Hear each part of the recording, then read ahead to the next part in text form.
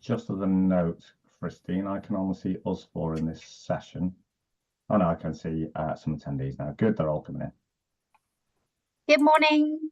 Thank you for joining us. We'll just wait a couple of minutes as more people join the session, and then we'll get started.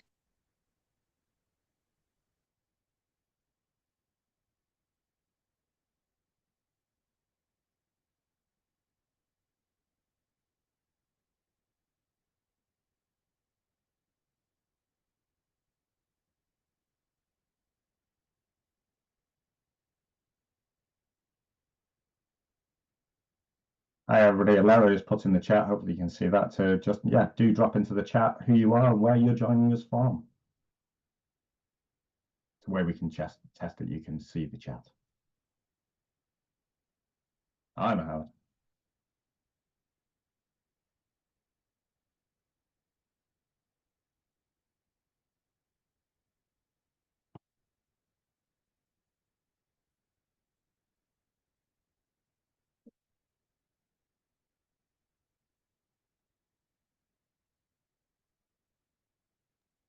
Welcome, Manfred. You're down the road from me.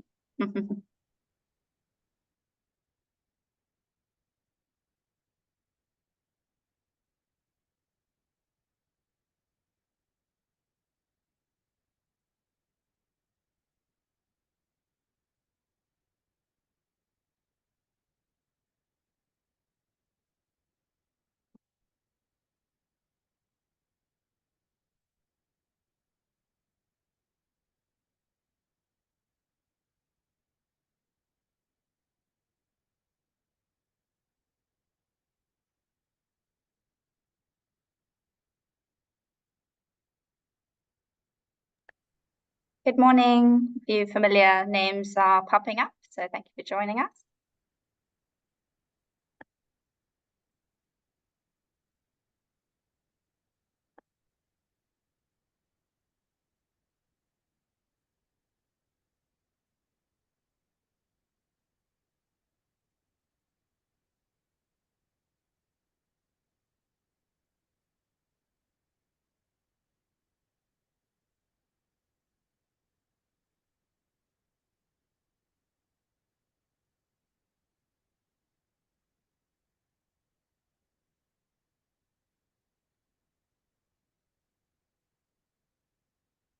All right, I think we will get started. So good morning, everyone. I'm Christine Evans, Head of Business Development for Pearson's International Schools across Sub-Saharan Africa.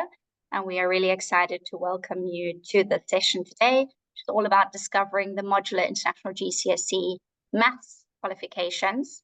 And before I introduce our host, I just want to go through a few housekeeping points, which you'll see on the slide. So firstly, to keep background noise to a minimum, we will be muting microphones and turning webcams off.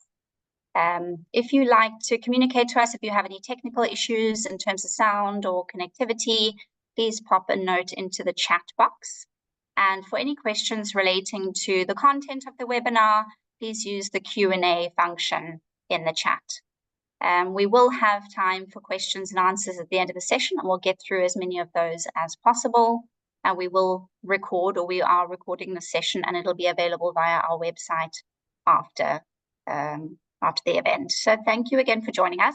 I'm really pleased to introduce our host, Mark Hessler.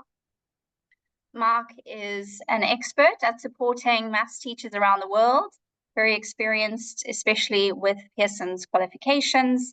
He has 15 years of experience teaching and also has worked as an automotive design an engineer, so very varied and an amazing background. He was also a member of the panel that updated the A-level maths and further maths specifications. So you've got a real expert on your hands today. Mark's going to talk you through all the details of the International GCSE modular version of the maths specification. And will, as I mentioned, be available to address your questions as well. So thank you, Mark, and over to you. Thanks. Hi, everybody. I'm just putting into the chat my LinkedIn profile, so do follow me on LinkedIn for the latest updates and announcements. I've only been with Pearson for 3 years. As Christine said, I was teaching in the UK for 15 years before that. And for once, welcome to the UK, where it's actually sunny outside. So We're going to go through a lot of the details of the modular maths, a little bit about why we're doing a modular maths course. The big message from this is that actually it means relatively little change from your perspective, but it does give you a lot more freedom and flexibility. We'll talk a little bit about tiering because I'm aware tiering is can be an issue for some schools. I know you get a lot of pressure from parents to enter students for the higher tier. You know, the way we can work with the modular maths means that you've actually got a little bit more evidence when it comes to helping students and parents make decisions that's in the student's best interest. So I'll crack on. Let's go on to the next slide. So a bit of an agenda for you. I'm going to do a quick overview of the assessment structure, and the main messages are there that actually there's very little difference, that we want there to be no surprises to students and teachers. Split of the content, just some things to consider when you're adjusting your schemes of work. How to, some advice on preparing your students for a mid-course year one entry, if you want to go down that path. I'm going to talk about the options. A little bit of guidance on tiering decisions, and then ways that you can use the available exam window to support student progress. So on to the assessment structure. So here we have the link to the main specification page and content page if you haven't seen it. So you're going to get a copy of this presentation afterwards. All of these links are already embedded in the presentation for you to follow. You don't need to note anything down.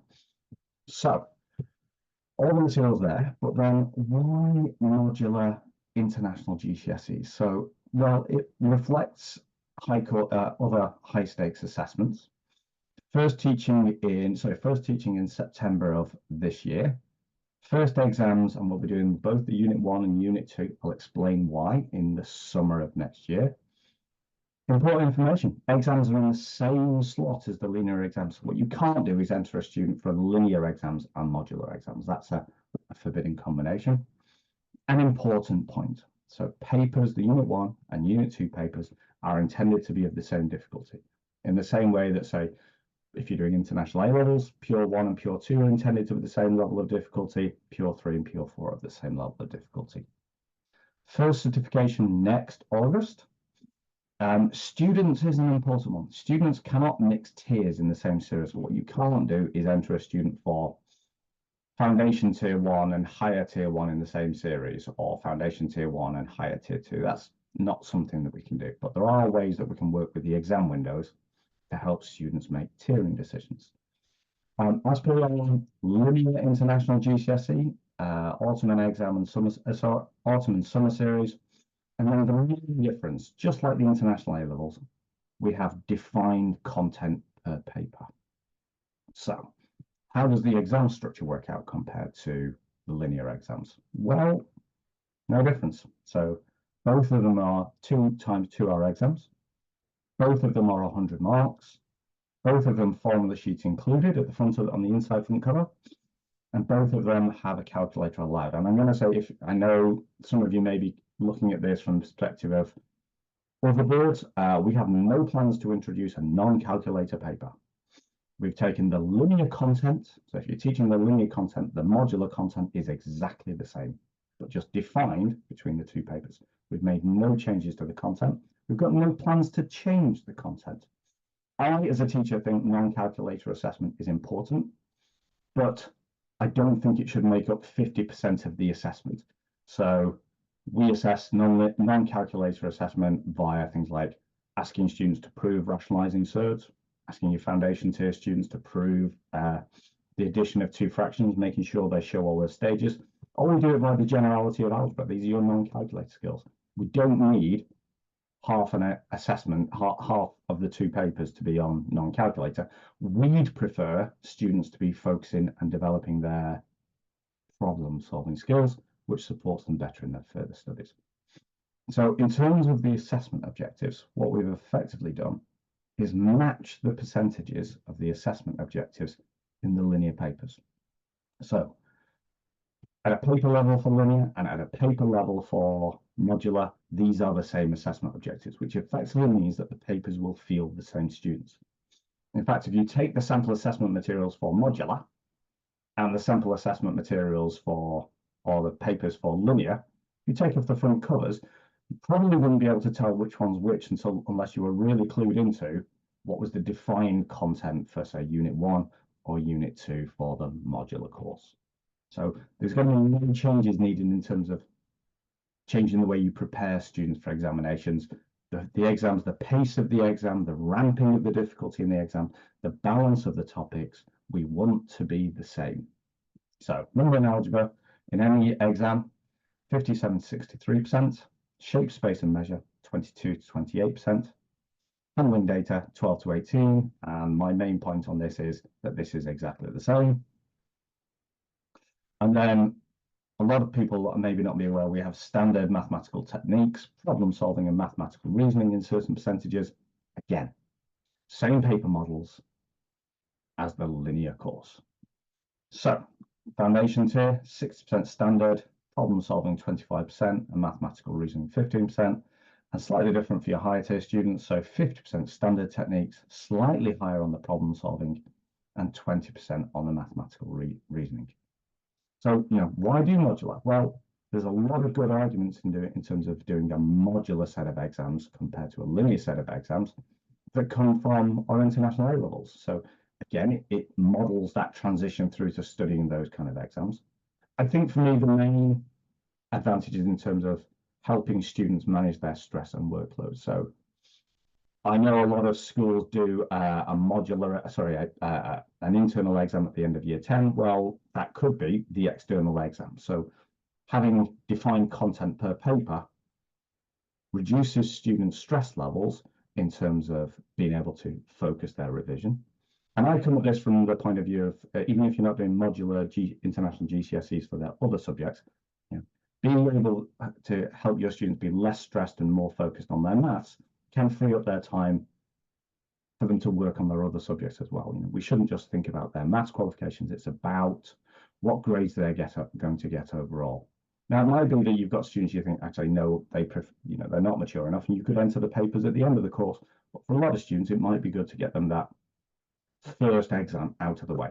Now, I also come at this from the UK system, where we used to have a modular system in the UK for GCSE and A-level. And in about 2013 for the A-level, the government said, we're not going to do a January series. And we used to do the equivalent of Pure 1 in January for our year 12s, and then Pure 2 and Mechanics 1 in the summer.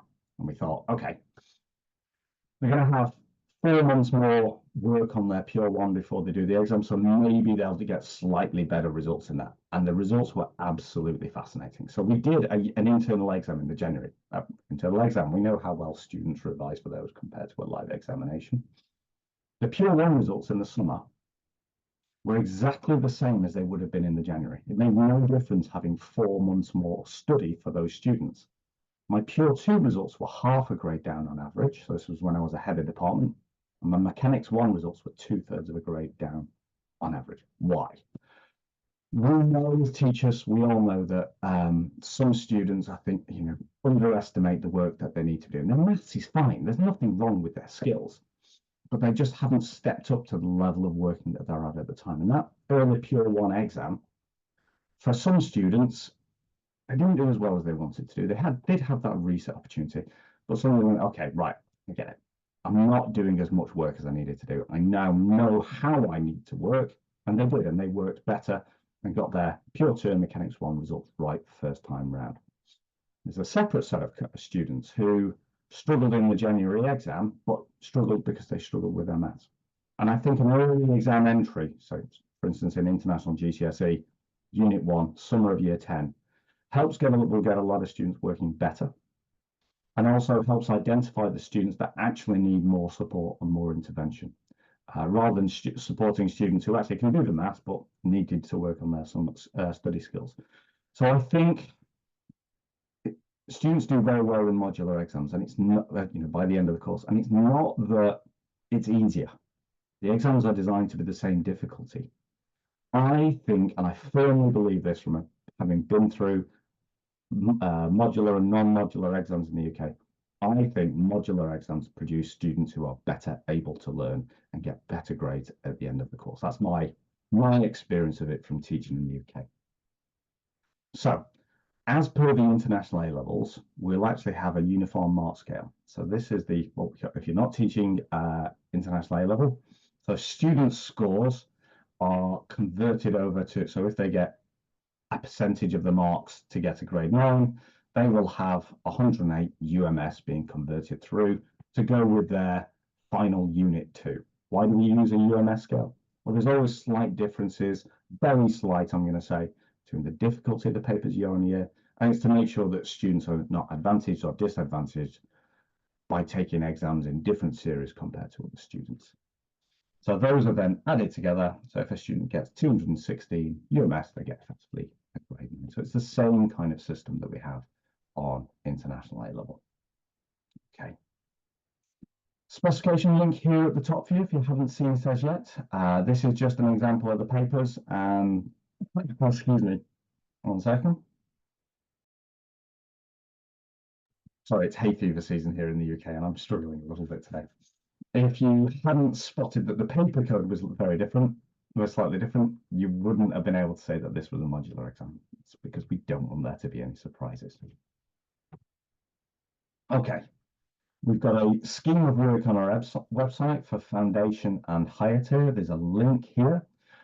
In the scheme of work, we've got opportunities for problem solving. We've got summary of the specification points. We've got common misconceptions and notes, which is good if you've got non-specialist teachers teaching the course or who are new to teaching the course. We also have a split of the content. Now then, I'm going to fire this up. I'm going to go through the threads of the content between Unit 1 and Unit 2 in a second. Okay.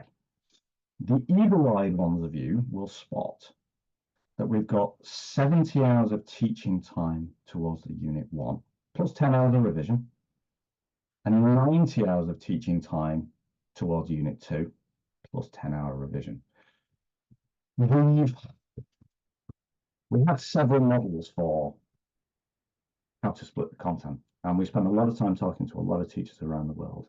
And the common theme was we start our first examination, so I'm aware you may be doing slightly different, using the exam window slightly differently, but just from my perspective, a school starting in, say, September would have 2 full terms, taking them to Easter, and then a little bit of revision, and then the examinations. That's how it would normally work. And then as soon as they've done the examinations, mid-June, they start effectively the second year content, the Unit 2 content.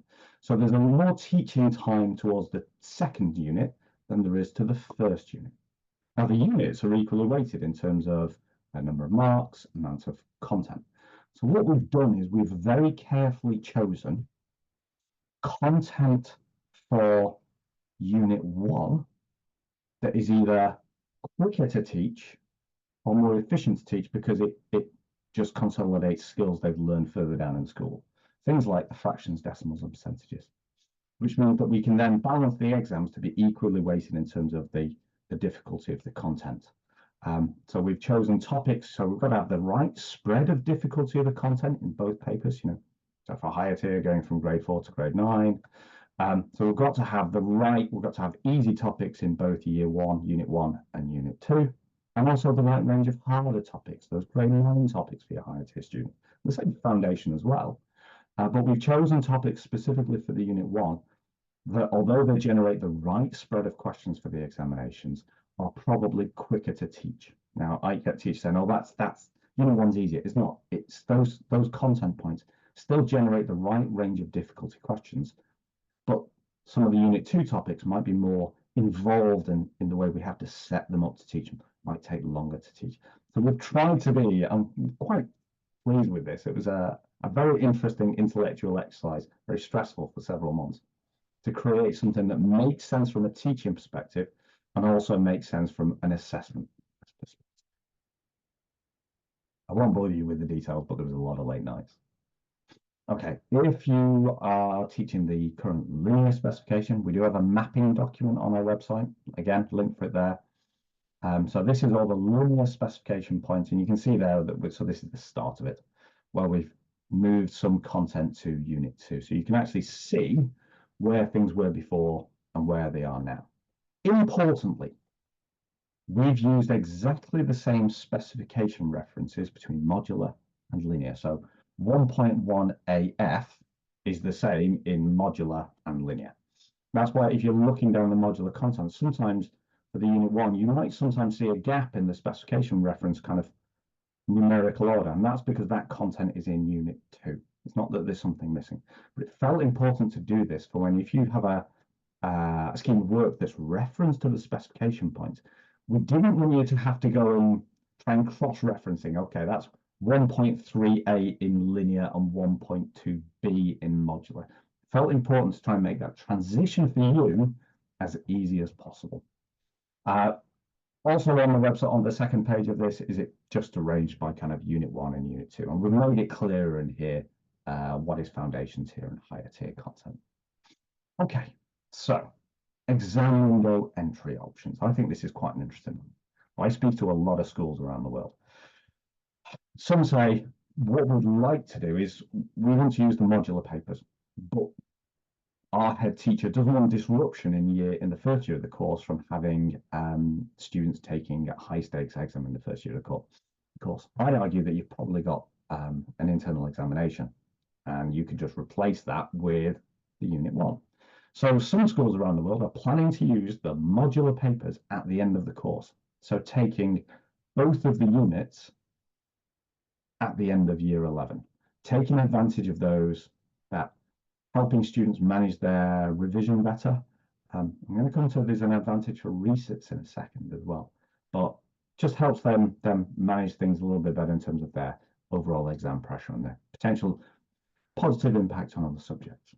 And then the original intention of the course. So the original intention, what it's designed for, was to have the first unit, students take it, and I've just come this from kind of a September to July exam kind of year for students, but you know, you could use the October series to do this. So the first unit after the first full year and the second unit after the second full year, with obviously a resit opportunity in between if you wish to take advantage of it. And then the next option is, some teachers have said, well, I don't think after the first year of your course, my students are mature enough to take that exam.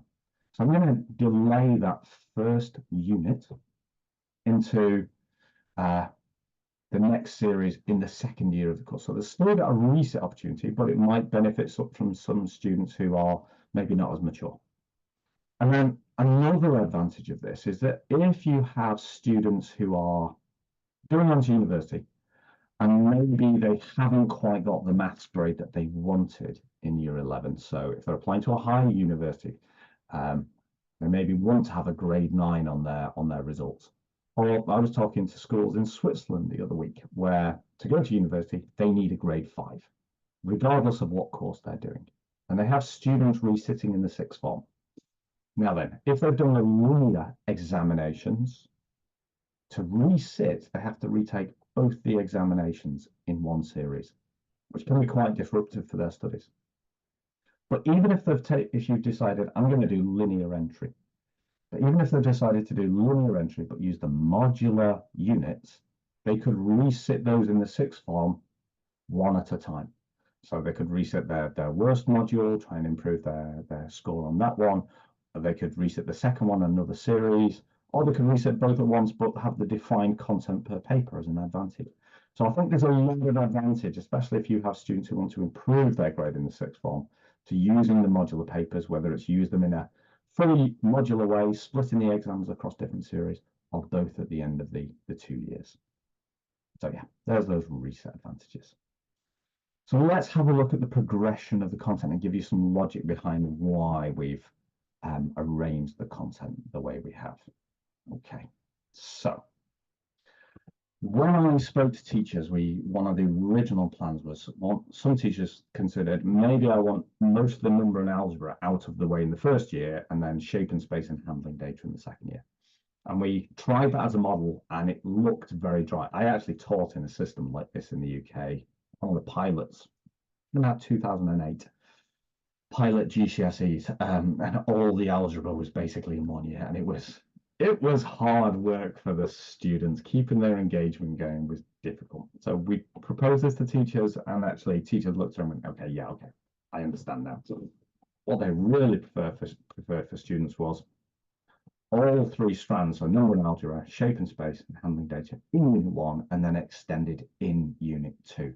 So that especially for your foundation tier students, they're not leaving, say, shape and space for an entire year before coming back to it in Unit 2. So we've designed a course where all the content, the three strands of the content are assessed in both halves of the course. So basic number skills in Unit 1, limits of accuracy, and surds and indices. So remember, we've got to have content in Unit 1 that provides the right range of grade questions in the exams to make them the same level of difficulty. Ratio and proportion in Unit 2, percentage skills. I'm going to come back to that comment in a second. Percentage skills, standard form in Unit 2, and then repeated percentage change. So you can start to see the progression. So we've got surds and indices, then linking further to standard form. Fraction work relating to ratio and proportion. So we're extending those skills into Unit 2. Percentage skills. So although the percentage skills where we're testing increasing by a percentage, decreasing by a percentage, etc., compound interest for your higher tier students is in Unit 2. Basic number skills includes very basic percentages, so converting between fractions, decimals, and percentages. The reason why that's in Unit 1, those basic percentage skills, is because we have probability in Unit 1. So we need students to be able to convert fluently between. Okay, on to the algebra. So Unit 1, basic algebra skills, set notation, plotting graphs, solving basic quadratics for your foundation tier students, where it's 1 unitary x squared. For your higher tier students, solving quadratics, completing the square, quadratic formula. Why is that in Year 1? Well, those topics link nicely into other areas of content that are also in Year 1. So conditional probability sometimes results in a quadratic to solve. And we wanted the same topics to be able to go together in modular as they do in the linear. We don't want you to think a topic's going to be built in different ways. We've tried to keep that pattern together. So what the kind of topics you see in you're preparing students for in linear are going to be what you're preparing students for in the modular examinations. So Unit 2, so we've got inequalities, again, links into those quadratics, simultaneous equations, so linear and non-linear, linked into quadratics, sequences, change of subject. I'm just going to come back to change of subjects in a second. Algebraic proof, direct and inverse proportion, because we've got the proportion involved in the ratio proportion, the number in Unit 2. Summation of arithmetic series, function notation and transformations, and differentiation. Now, change of subject is an important one. So, question that I asked is, what about rearranging equations? So, rearranging equations is a basic algebra skill, so solving equations. Change of subject here is what I am specifically talking about, is where we're asking students to make be the subject of a formula. So that is how we're assessing the change of subject. So your foundation tier students, where the subject only appears, the new subject only appears once. Your higher tier students, where it can occur more than once, that's Unit 2. Basic rearranging skills, Unit 1. Okay, so shape and space. So we've got properties and area of shapes, trigonometry, compound measure, speed, distance, time, and density, sine and cosine rules, sine area of a triangle, and 3D Pythagoras theorem in Unit 1. And then that is extended into Unit 2 by angles in polygons in circles. So you've got that links into your circle theorems here. Symmetry, constructions, volume calculations, similarity, transformations, because then that links into algebraic transformations as well for your higher tier students. So it may actually make sense to have those in the same unit. Circle theorem, similar area and volume, and then vectors.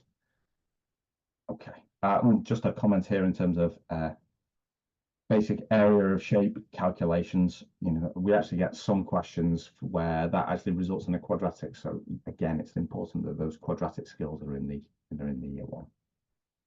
And then handling data. So basic probability, true diagrams, conditional probability, and histograms, because we have histograms in there because we sometimes work out a probability from a histogram. So it makes sense for them to go to in there together. Just a small detail on this one, two-way tables is actually considered within that basic probability topic, because we often set basic probability questions with two-way tables. And then the second year, statistical measures, so this is where we're mean, median, mode, and range, and cumulative frequency diagrams. Which kind of leads me to an interesting point. So a question I get asked is, do students need to revise everything from Unit 1 as they're revising Unit 2? And the answer is no, not really. So we're taking the same approach that we've taken if you're teaching International A Level, Pure 1 and Pure 2. The topics in Pure 1 are extended into Pure 2. So it's not that they need to revise the entirety of Pure 1 for Pure 2. They're already revising it as you're teaching it. And when they're revising Pure 2, they're revising those skills. So for instance, nonlinear simultaneous equations. So they're already revising when they're solving those, solving quadratics.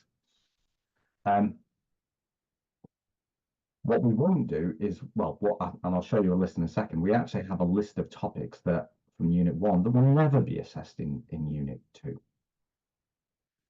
Why have we done that? Well, as we've said, some topics go right together. So for instance, two-way tables and probability. So we've made sure that we've got topics in between the units that we can build into questions in the same way that you would normally see. Basic probability and tree diagrams and conditional probability go often with algebra. Now, there is nothing then in Unit 2 that we would then extend those. There's no new topics in Unit 2 that we would normally include a probability question with. So in our list, and you'll see it shortly, so for instance, you'll see that probability will only ever be assessed in Unit 1. It's not assessed in Unit 2 because it didn't make sense to try and shoehorn it together with odd topics that wouldn't go to build logical questions. So just a bit further down this, there's actually a list of topics that won't be assessed in Unit 2. And the remainder is where you're revising it anyway as part of your Unit 2 revision for those questions. Okay. So that's kind of the spread of that content, that flow of that content. Do throw me any comments into the chat if you've got any questions on this one. Okay, so revision considerations.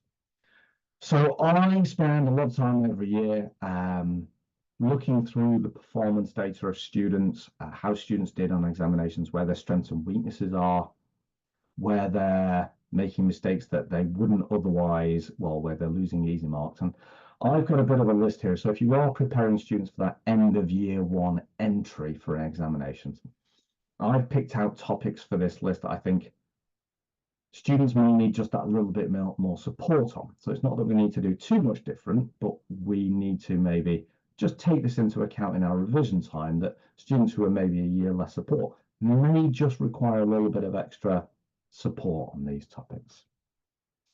Okay, so from AO1, in my experience and when I'm looking at the data, students do struggle lower down and may need a bit more support on index notation, index laws, multiplication and division of positive integer powers, including 0. That's one just to consider, maybe just tweaking what we do on our revision.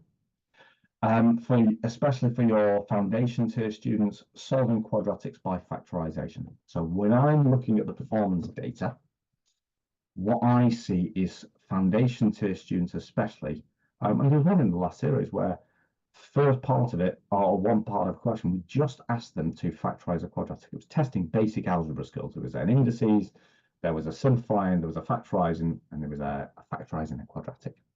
And a lot of foundation tier students assumed it was equal to 0 and wasted time and then went on to solve it, which they didn't need to do. So I think foundation tier students especially might benefit from that bit more support on quadratics, the difference between just factorizing and when we can then solve it. I think a lot of students went to quadratic, factorize, solve. From shape, space, and measure, no one understands and use Pythagoras' theorem in 2 dimensions. I need a bit of elaboration on that for foundation tier students. So, foundation tier students are absolutely fine at finding the hypotenuse. In fact, I remember a question from a couple of years ago where we had 2 triangles stacked on top of another. So there's a first triangle, they had to find the hypotenuse, and then a second triangle on top, if you can imagine, where that hypotenuse became one of the non-hypotenuse sides, and they then had to go on and find the second hypotenuse. Foundation, that's complicated. Foundation tier students are better at doing so, applying Pythagoras to find the hypotenuse twice or more times, are better at doing that than they are finding a non-hypotenuse side. So just maybe a bit more revision on Pythagoras for non-hypotenuse sides for your foundation tier students. And from handling data, use different methods of presenting tables, so two-way tables, especially when we're asking students to find probabilities. A lot of foundation tier students confuse which total they should be using for the denominator. So maybe a bit more emphasis on that in our revision. Likewise, same kind of an issue in terms of what the total should be for the denominator in terms of extracting probabilities from Venn diagrams. And then for your higher tier students for Unit 1 preparation, so manipulating surds, so it goes in with our indices, including rationalizing the denominator. They may benefit from just a bit more focus on that in terms of their revision. Using index laws, so again, that links into those surds to simplify and evaluate numerical expressions involving integer, fractional, and possibly more importantly, negative powers, because this is then that fundamental skill in terms of the negative powers that is the building block for when we assess them on standard index form in the second unit, but those fractional powers and those negative powers. I see evidence that students are actually better at dealing with fractional powers from the overall exam statistics. They're better at fractional powers and interpreting what that is at higher tier students than negative powers. But higher tier students in Unit 1 may just need a bit more emphasis in the revision. Okay, solving problems using upper and lower bounds where values are given to a degree of accuracy. I wonder if this is underestimated even in the linear course. Question last year, I think it was on finding the bounds of the volume of a sphere, which then were the bounds of the density of the sphere or something like that. There were a lot of students who actually just calculated the volume of the sphere. I don't think that's what students thought they should be doing. I think that is just indicating to us that they don't know how to work with bounds and limits of accuracy, especially when you've got, say, a division involved. I think they were just trying to pick up some marks by working out the volume of a sphere at that point.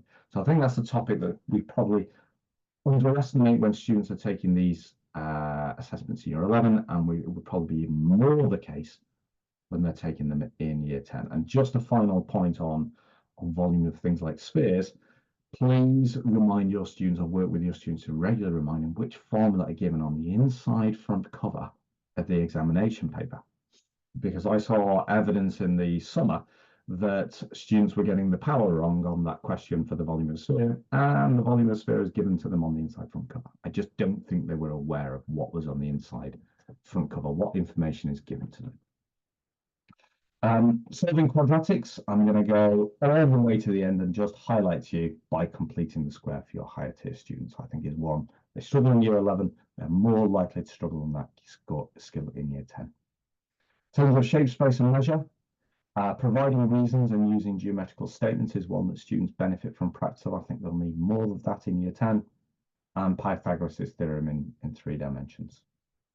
And then in terms of handling the data, students do struggle on constructing histograms and conditional probability. So I think just making sure we're emphasizing these in our revision, and students will be absolutely fine. So to come back to that theme of Unit 1 only content. So for items that are not on this list for Unit 1 that could be assessed in Unit 2, what you will never see is effectively just a Unit 1 question stood alone in Unit 2. We wouldn't do that. Likewise, you wouldn't see a absolute pure 1 question on its own in pure 2. We're saying we'd be using those skills in a Unit 2 question. So in terms of our topics that won't be assessed in Unit 2, so converting recurring decimals to fractions, so it's higher tier content only assessed in Unit 1. Upper and lower bounds, only Unit 1 content for both tiers. Set language and Venn diagrams, because there's nothing we can link that into that we extend in Unit 2.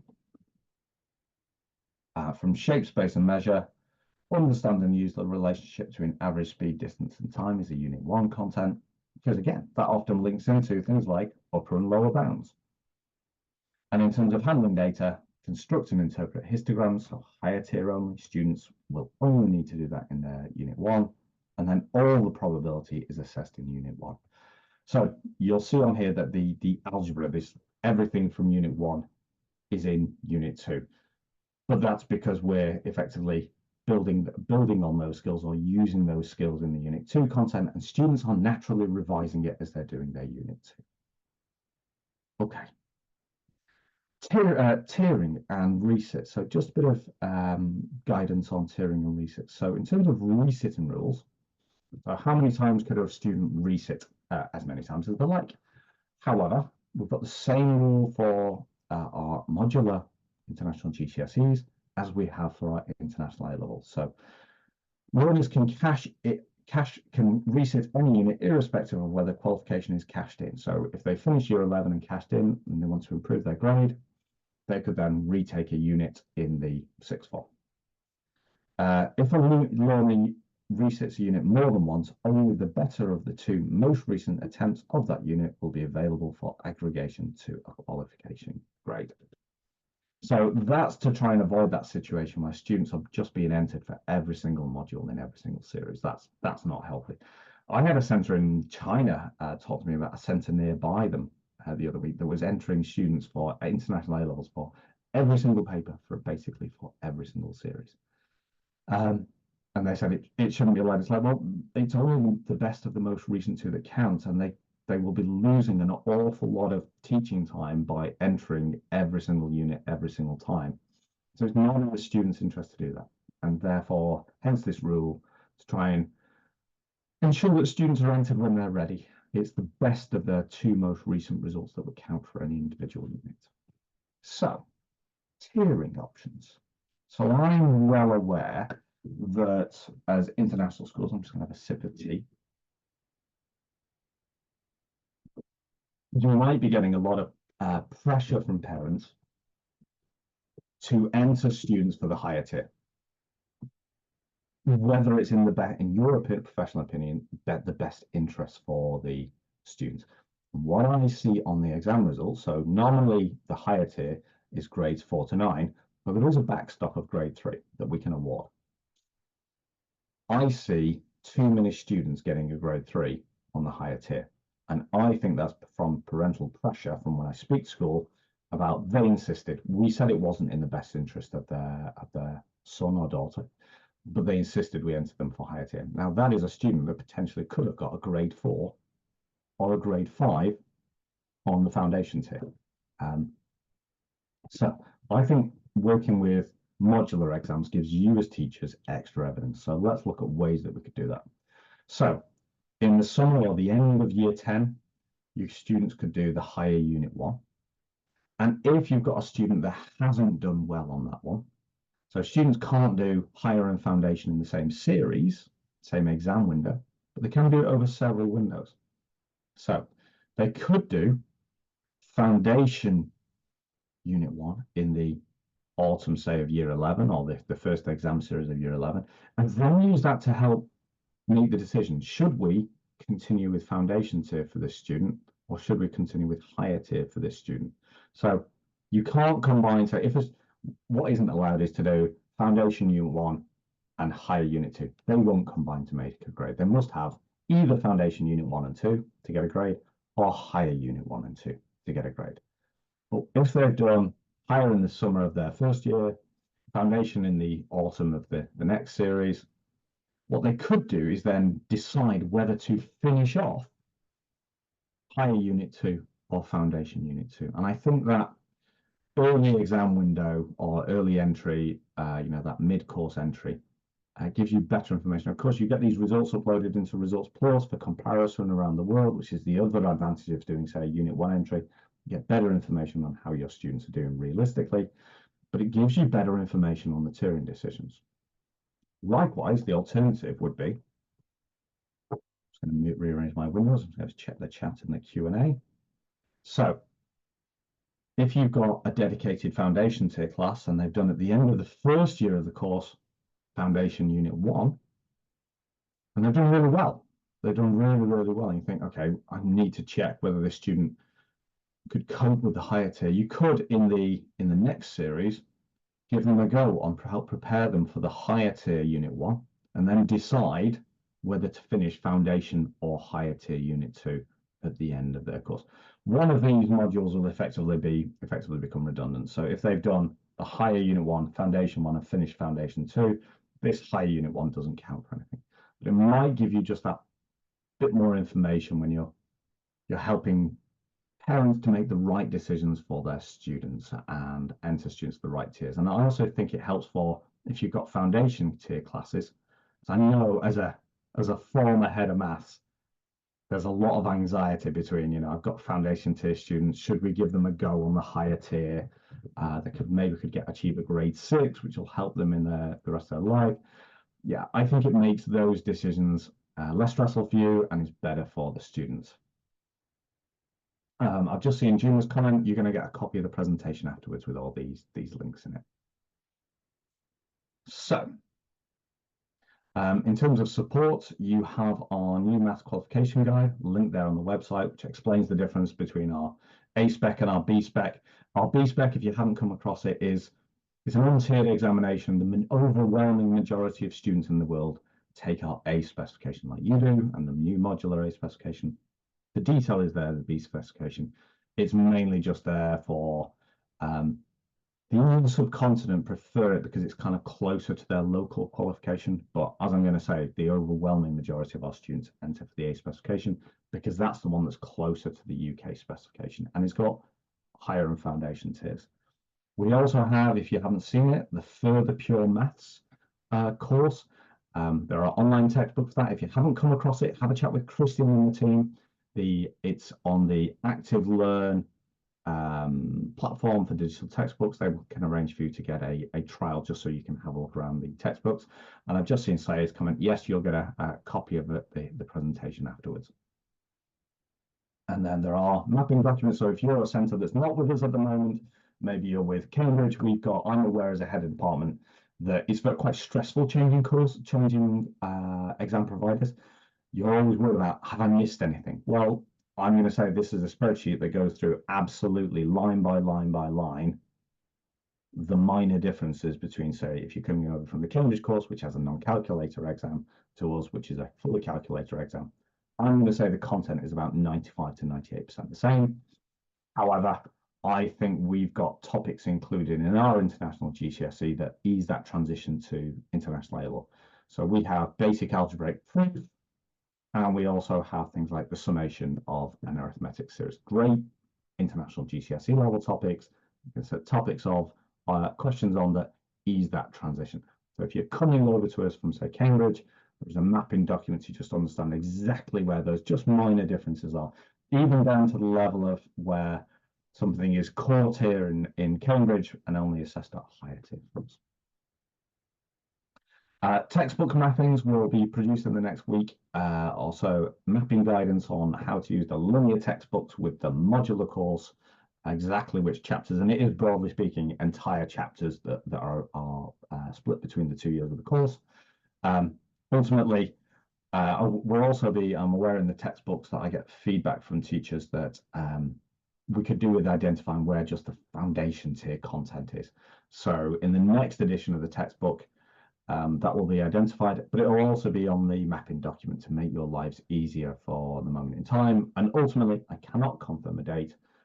We are looking at producing a fully modular version of the textbook for the course. And I am perfectly 10 minutes to go to leave time for questions. I hope that's been okay. My absolutely main message on this, and do feel free at the moment to put comments into the chat. The main message is that the exams are going to feel very similar, that you're going to prepare students in the same way. There's no changes to content. I've seen Jobo's comment, why is Pearson mapped with Cambridge? We actually have a lot of centres, just to give people reassurance, Jobo, like I said, I'm aware that coming over to a new course, it's quite stressful.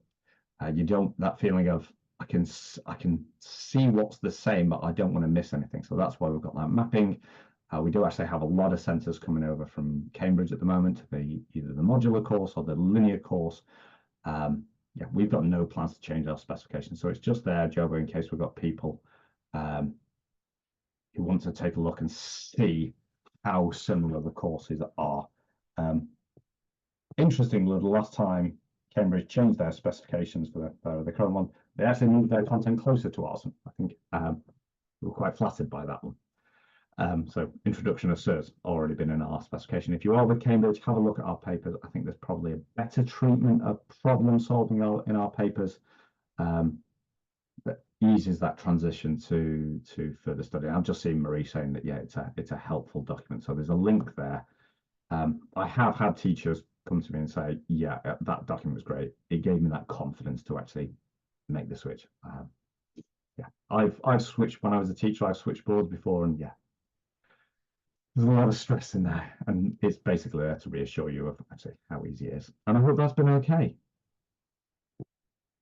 So yeah, please do put any comments into the chat. If you think there's anything that we've missed, drop it in.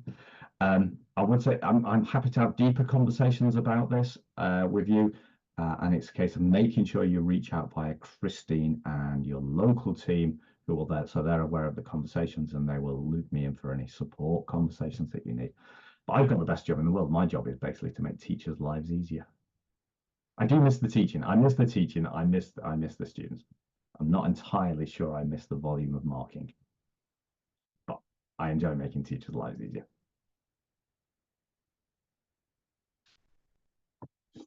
Thank you, Kristen. Thank you. Are there any other questions that you want to pop in the chat before we wrap up today's session? We can, if you want to fire something direct to us in the Q&A, we can hang back for a second and discuss that. But yeah, otherwise that's the end of the main part of the presentation. So I've just seen Natalis comment, isn't the modular approach going to be expensive in terms of exam fees? I understand it's effectively half the exam fees per unit 1 and unit 2. So no, same overall cost. And if you're resitting students in the sixth form, then potentially you're only resitting 1 unit at a time. Right, and actually it can also help to spread out the cost. Yeah. Splitting those units across different exam series. So you could see it as being a more affordable approach, actually. Yeah.